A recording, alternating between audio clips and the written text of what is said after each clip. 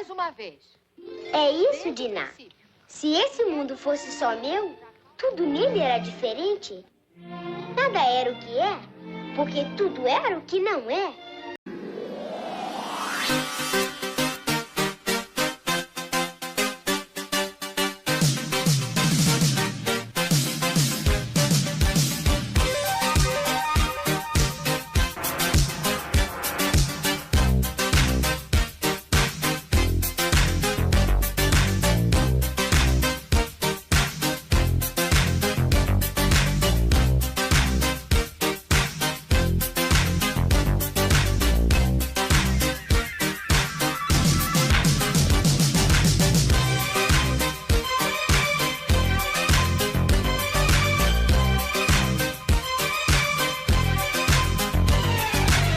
Bom dia, pessoal. Antes de começar o vídeo, eu gostaria de pedir para deixar o like, pois vi que uma grande porcentagem vê os vídeos, mas esquece de deixar o like.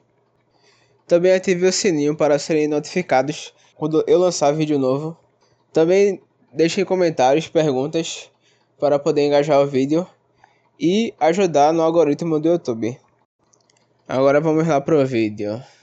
Pessoal, por mim, eu daria já de início 10 para Alice no País das Maravilhas, mas vamos analisar de ponta a ponta de maneira mais profissional. Eu daria um 10 porque Alice no País das Maravilhas é um dos meus filmes favoritos da Disney. Eu não sei quantas vezes eu assisti, porque eu assisti realmente repetidas vezes. Também percebi algumas diferenças em relação à dublagem, que eu só fui descobrir depois que foi redublado. Mas vamos lá. O título do filme é Alice no País das Maravilhas. Foi lançado em 1951. A direção foi de Clyde Jerome, Wilfred Jackson e Hamilton Luske. Eu não sei se... Sim, lembrei agora. Esses são os mesmos que fizeram a direção do Cinderela. Esse filme tem inspiração em um livro de o autor, né? Lewis Carroll, não sei se se pronuncia assim, com o nome original Alice Adventures in Wonderland e Through the Looking Glass, que é o segundo livro, se não me engano. Sim, é o segundo livro, pois o livro eu li em inglês, inclusive, eu li todo, e depois eu vou fazer algumas comparações entre a animação e o livro mais pra frente. O filme, inicialmente, foi um fracasso de bilheteria, mas ao passar dos anos se tornou cult. No resumo da história, Alice é uma jovem curiosa que, ao seguir um coelho branco, entra em um mundo surreal e caótico, repleto de personagens excêntricos e lições inusitadas. Também é um filme com bastante musical, inclusive eu gosto. Puxando da minha memória, eu não sei se foi o primeiro ou o redublado, que a dubladora que fez Alice, né? Ela tinha uma ótima voz para canto, mas outra tinha realmente uma voz bem infantil e o nível de canto era menor que a outra. Mas sinceramente eu gosto desse com a que tem a dubladora, onde ela não tem um grau alto de cantoria, porque faz a minha mente realmente se conectar mais ao personagem como uma personagem realmente criança. Isso faz mais sentido na minha cabeça. Ó, no meu mundo, meu gatinho ia ter um lindo castelinho e andar todo bem vestidinho. Claro que pode ter crianças que tenham um nível altíssimo de canto, né? Mas por essa dubladora ter esse nível mais inferior e tentar cantar mesmo assim, me faz mais a ligação entre ela ser realmente uma criança. A minha imersão é maior desse jeito. O nível de animação, o estilo de animação é bem surrealista, mas eu não diria que chega no nível Pinóquio, mas mesmo assim é um filme com animação com bastante personalidade. Eles realmente pegaram a essência do livro. Isso é ótimo. Inclusive, depois que eu li o livro e voltei a ver a animação, vi que realmente, apesar de não conseguirem pegar tudo, né? Porque é um livro de 136 páginas, mas eles pegaram mesmo uma boa quantidade de coisa e colocaram na animação. Apesar do livro ser muito bom, eu ainda prefiro a animação, pois eu consigo ver a loucura da parada acontecendo. Também na animação, né? Também trouxeram algumas lições de moral, dentre outras lições em relação a literatura e comportamento. Trilha sonora. As canções são baseadas em poemas dos livros do Carroll, né? Como All in the Golden Afternoon e The Birthday Song, que no caso, que tá com o nome em inglês, né? No caso é aquela canção do desaniversário, né? Um bom desaniversário feliz! Eu achei realmente bem interessante. É tudo bem maluco nessa parte do filme. Eu sei que o início também é um pouco estranho, né? Mas quando chega do chapeleiro maluco pra frente, é só loucura mesmo.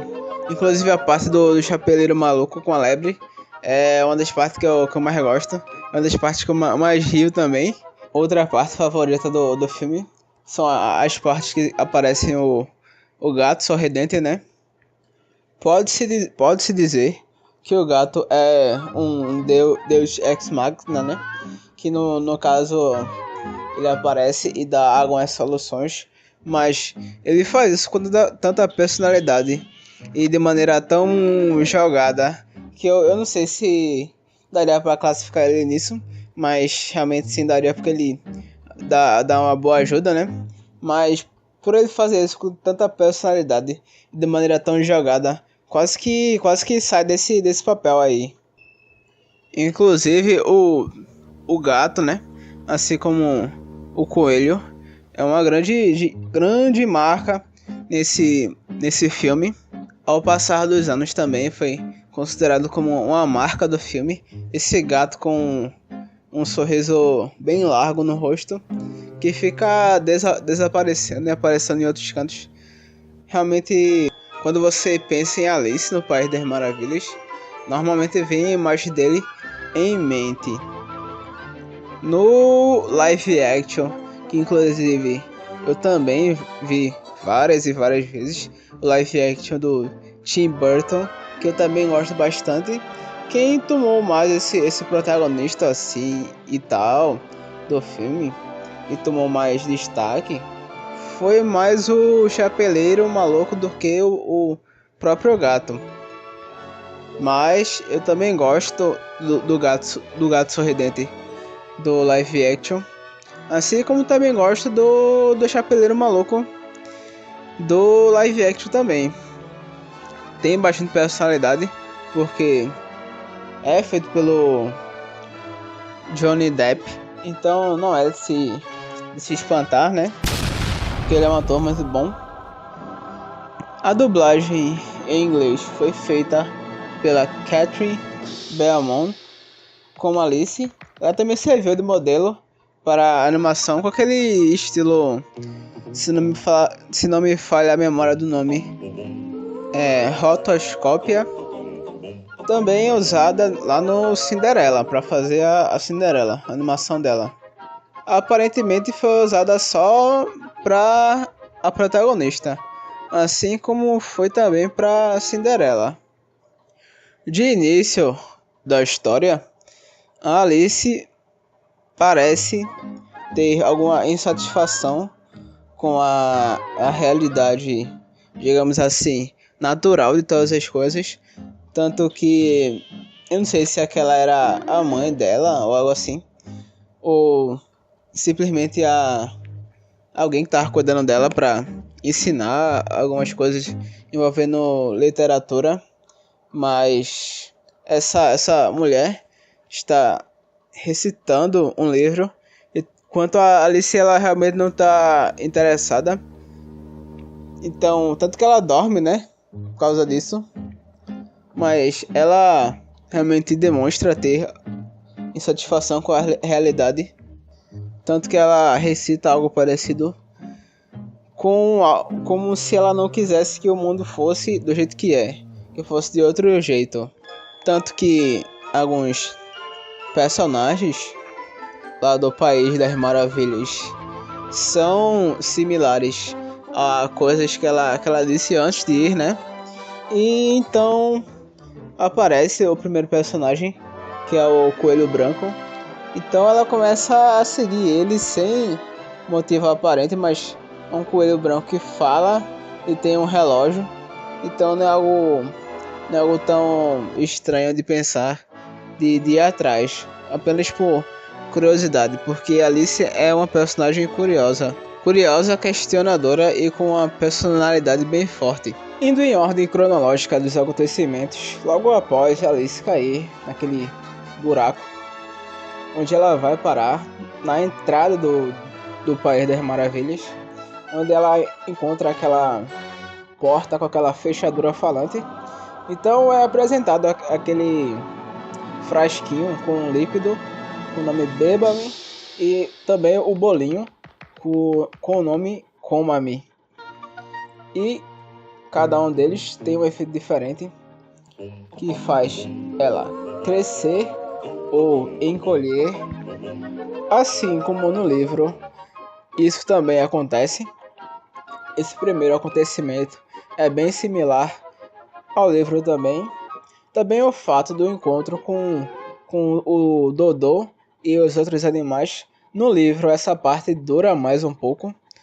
No filme é um pouco mais rápido, mas faz sentido já para acelerar. No livro também esse encontro não é muito importante. Também não é muito interessante também. Mas é uma curiosidade interessante para vocês que não leram o livro. Que essa parte inicial dura bem mais do que no filme.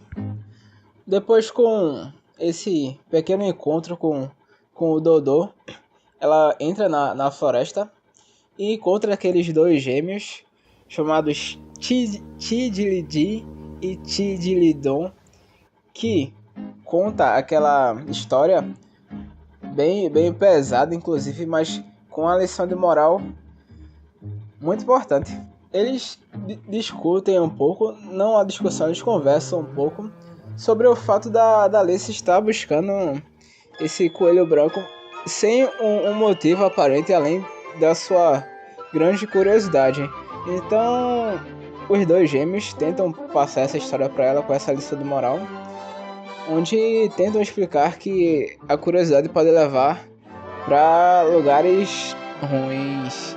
O nome da história é A Foca e o Carpinteiro. Então, essa história também tem no livro. Então começa a passar no meio do filme, né? Essa história com esses outros personagens. Que no caso é uma foca falante com roupas e tudo mais. E um carpinteiro que estão tentando comer alguma coisa. Então a foca vai até uma família de ostras e tenta atrair as ostras mais novas para ele na base do papo. E ele consegue levar e acaba devorando as ostras, todas elas, que seguiram ele, assim como Alice, por curiosidade. Depois disso, mesmo com essa história, ela decide vazar dali Então ela vai atrás do coelho branco, consegue achar a casa dele. E dentro da casa dele, ela come mais um daqueles bolinhos e começa a crescer. Dentre outras situações, ela também come outras coisas, não necessariamente bolos, e faz entender que todo tipo de alimentos nesse local faz a pessoa crescer ou diminuir. Com isso ela cresce e fica presa, e tem toda uma situação cômica que aparece de novo o Dodô, começa a quebrar quase tudo na casa dele pra tentar torrar a Alice dentro da casa, porque ele e o coelho pensam que ela é um monstro depois dela ter crescido bastante dentro da casa. Depois que ela diminui, ela fica bem menor mesmo. Ela sai e vai para outro canto da floresta e passa pelo jardim das flores, onde tem de novo mais um musical.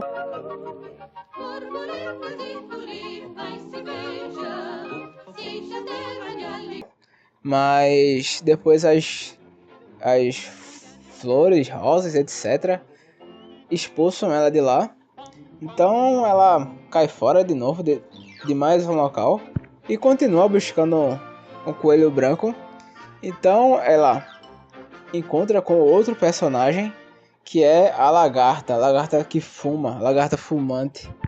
A lagarta que tá com um narguile. Então eles têm uma conversa meio coisada, mas depois de discutirem, a Alice consegue crescer mais um pouco, comendo um pedaço do cogumelo. Como eu comentei, aparentemente tudo nesse lugar faz crescer ou diminuir se comer. Então ela cresce, e uma parte também que é similar ao livro é o fato de ela crescer, passar das árvores, né? Acabar encontrando uma mamãe pássaro falante que confunde ela com a serpente. Se não me engano, no livro, o que cresce mais é o pescoço dela, por isso que acaba confundindo com a serpente. Mas como eu li o livro já há algum tempo, não posso dar certeza. Mas se eu não me engano é isso aí. Depois que ela diminui, ela vai ainda procurando o coelho branco e encontra o gato, né? O gato que sorri de novo. E ele diz, não, melhor, ele recomenda seguir na direção onde está o Chapeleiro Maluco, onde ela encontra ele pela primeira vez, na ordem cronológica de acontecimentos. E nesse lugar tem as situações que eu realmente mais me tira risada também. Manteiga? Claro, precisa manteiga! Manteiga! Manteiga! Então, depois de ficar um bom tempo nesse local, ela sai e se perde. Ela vai por um caminho onde tem um monte de criatura estranha. Ela se perde e se arrepende de estar nesse local, no País das Maravilhas. E começa a chorar lá sozinha. Inclusive, guardem essa informação, que eu vou dar mais curiosidades mais pra frente, com algumas coisas que não batem. Mas eu vou falar bastante nesse review, porque eu gosto bastante desse filme e eu quero detalhar tudo que for possível. Mas no geral, ela se arrepende, quer voltar, mas não encontra a saída e realmente se perde. E mais uma vez aparece o gato, né? O Deus Ex Machina, pra dar um help.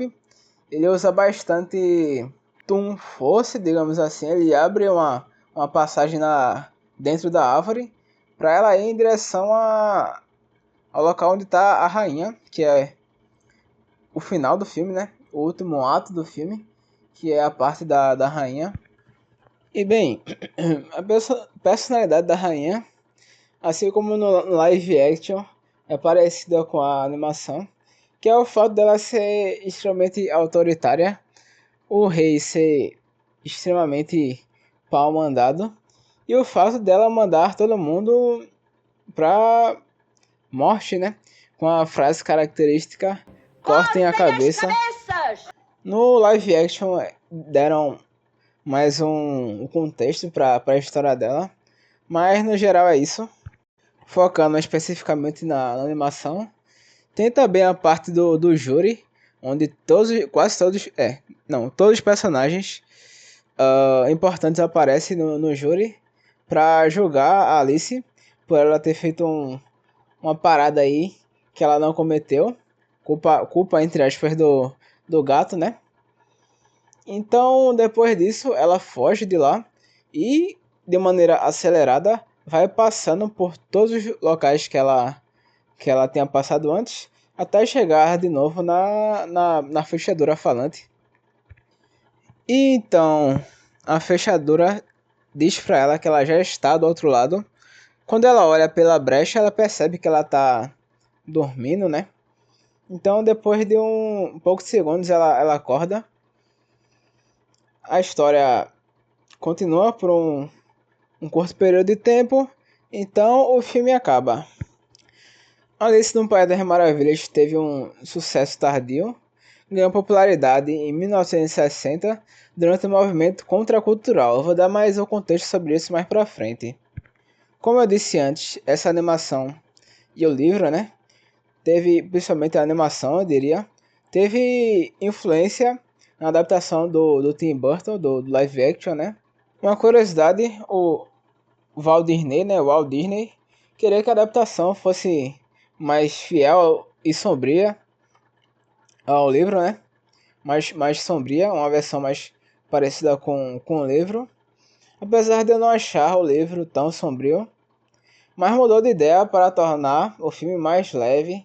E eu gosto do filme ser, apesar de certas partes serem bem tenebrosas, eu gosto do clima do filme. O movimento contracultural foi um fenômeno social, político e cultural que ocorreu principalmente nos anos 1960 e 1970, caracterizado pela oposição às normas, valores e instituições dominantes da sociedade tradicional. Foi uma resposta ao conservadorismo social, ao materialismo e à guerra, em especial a Guerra do Vietnã, e as outras questões que muitos jovens consideravam opressoras ou ultrapassadas. Talvez os hippies, né? Os jovens desafiavam valores como o conformismo, o autoritarismo rígido e os papéis sociais tradicionais, incluindo os de gênero e família. O movimento promovia a paz, a igualdade racial e de gênero, e protestava contra a violência e guerras, especialmente o envolvimento dos Estados Unidos no Vietnã. A adoção de modos de vida que buscavam liberdade, criatividade e autenticidade, muitas vezes marcados por comunidades hippies, como eu tinha comentado antes, espiritualidade oriental e práticas ecológicas. Agora, do porquê Alice no País das Maravilhas foi ligado à contracultura. A narrativa surreal e psicodélica de Alice no País das Maravilhas, com cenários e personagens que desafiavam a lógica e a realidade, foi reinterpretada por muitos jovens da contracultura como uma metáfora para expandir a mente, ou no caso do uso de drogas, que é o que eles querem dizer com expandir a mente, e questionar a ordem estabelecida. O filme foi redescoberto nos anos, como eu comentei, de 1960 e ganhou popularidade entre a comunidade jovem. Já fazendo um corte, né? Apesar de eles terem curtido por causa do lance psicodélico, assim como o filme quer passar essa lição de moral, a Alice ela se arrepende de ter ido pro País das Maravilhas quando ela tá no meio do caminho. Ela quer sair de lá. Apesar de ter essa ligação, gostaria de fazer esse esclarecimento aí. Porque até pode significar, o que eu duvido muito. Mas no meio do caminho, a Alice se arrepende de ter feito isso daí. Quando eu era mais jovem, tive interesse pessoal no autor do livro. Mas para não me alongar muito, eu vou pular essa parte. Se vocês quiserem saber mais, Mas ainda vocês comentam que eu faço um vídeo só sobre o autor e a história do livro. Agora vamos para avaliar os aspectos técnicos, a história e o roteiro. Para mim, tão 10 de 10. Eles conseguiram pegar várias coisas do livro e aplicar. E por ser uma animação, e não só por isso, né? Porque é realmente uma animação muito boa. Fizeram isso de maneira perfeita. Os personagens também, todos com suas respectivas personalidades. E com personalidades bem marcantes. A animação e o estilo visual, como eu disse, foi feita com aquele rotoscópia para Alice, né? O cenário, a animação bem psicodélico. As trilhas sonoras e os efeitos sonoros também muito bons. Não diria que são ótimos, mas são bons sim. As músicas. É cheio de lições de moral esse filme. Com isso eu realmente acho bem recomendável mesmo para crianças mesmo, bem pequenas. É um longa com 1h15 de filme, fechadinho, com início, meio e fim, bem coerente mesmo. Então, fazendo todo esse somatório, eu vou dar para Alice no País das Maravilhas um 9. E é isso aí, pessoal. Não esqueça de deixar o like. Se quiserem comentar alguma coisa, comentem.